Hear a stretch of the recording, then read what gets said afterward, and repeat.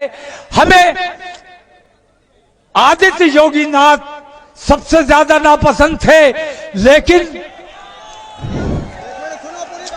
बात सुनो, सबसे ज्यादा नापसंद थे नरेंद्र मोदी से भी ज्यादा।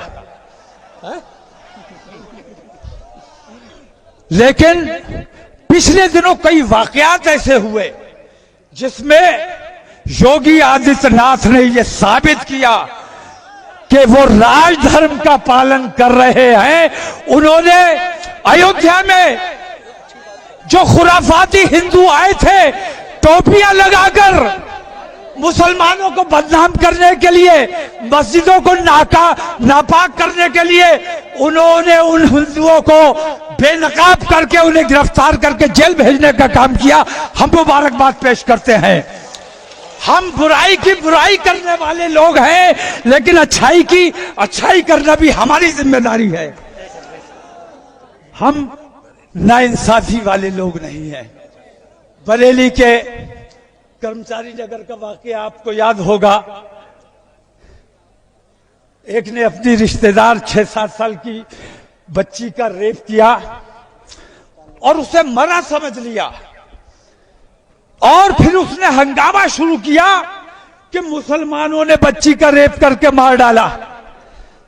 ये तो बरेली के प्रशासन की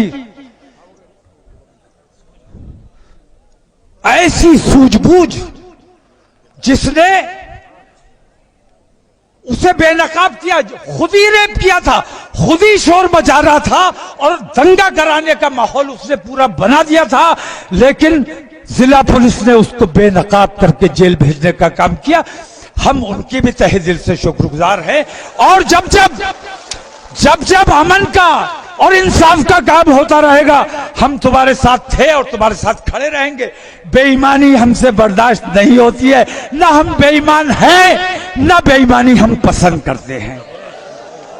अब एक बात और समझ लो, अगरचे मौसम भी ठीक है और शामियाना भी लगा हुआ है, लेकिन फिर भी मुझे आपकी तकलीफ का, आपकी परेशानी का एहसास है। मैं बात को ज्यादा तवील नहीं करूंगा, इतना कह के बात को खत्म करना चाहता हूं कि जो माहौल आज मैंने बरेली में दिखाया है, ये मैं 10 तारीख के जुमे में भी दिखा सकता था, मैं 17 तारीख के जुमे में भी दिखा सकता था, और मैंने जयपुर में भी जुमा नहीं था। ये जुमे से डर गए हैं। इन्हें ये बताना जरूरी है, इन्हें ये बताना जरूरी है कि गुलामाने मुस्तफा के लिए कोई जुमा नहीं, कोई इतवार नहीं। हम हर दिन गुलाम हैं, हर वक्त गुलाम हैं। तो जो माहौल आज मैंने बरेली में दिखाया है, अगर मेरी बात पर तवज्जो नहीं दी गई तो इंशाअल्लाह हिंदुस्तान के हर सूबे में ये माहौल बनाकर दिखाया जाएगा। जब तक गिरफ्तारी नहीं होगी, जब तक हमें इंसाफ नहीं मिलेगा, हम मांग नहीं करेंगे। लेकिन जब तक हमें इंसाफ नहीं मिलेगा, ऐसा माहौल हम लगातार बनाते जाएंगे।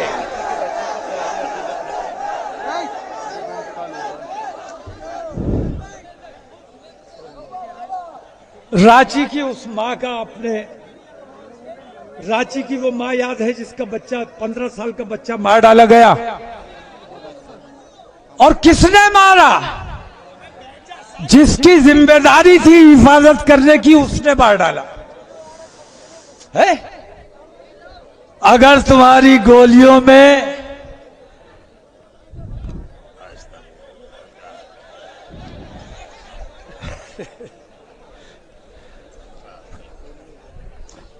गोलियां अगर हिंदू और मुसलमान देख के चलेंगी, बेईमानी और ईमानदारी देख के गोली चलाओ। चोर कौन है और शाह कौन है ये देखकर गोली चलाओ। मैं उन नौजवानों का भी पुरजोर हिमायत करता हूं। अग्निपथ अरे जब तूने नाम अग्निपथ रख दिया तो आग तो लगनी ही थी।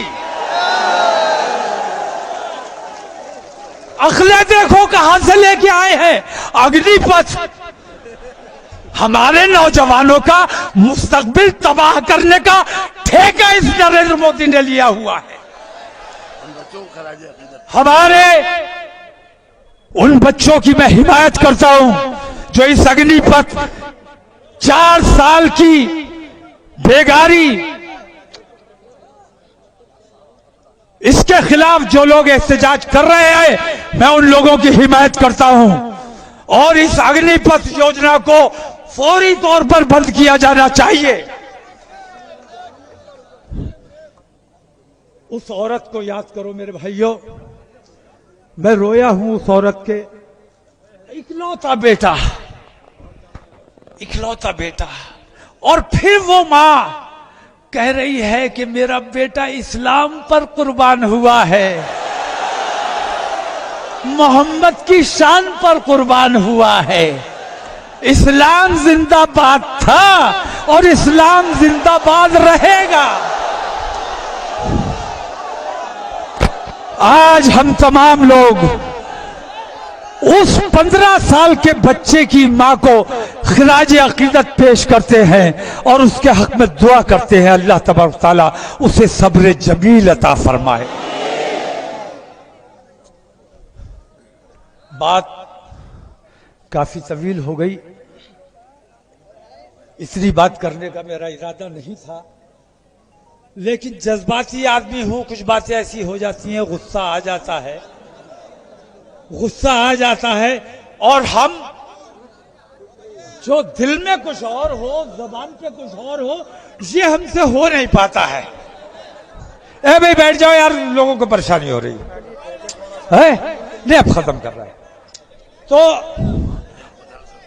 आप तमाम लोगों को मैं दरख्वास्त करना चाहता हूं हाथ जोड़कर कि रसूल की अजमत पर खिराज अकीदत पेश करने आए हो, रसूल के नाम पर जान देने का जज्बा तुम्हारे दिलों में है।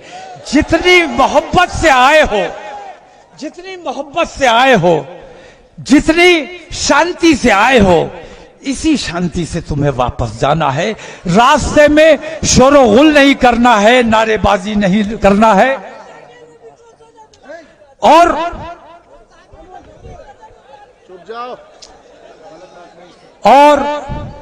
जाने से पहले एक बार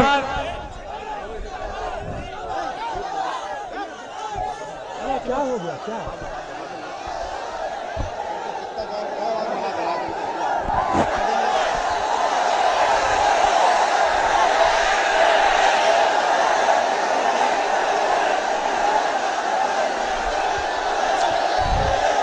तो बताओ अभी तुम्हारा ये पैगाम मुकम्मल नहीं हुआ है।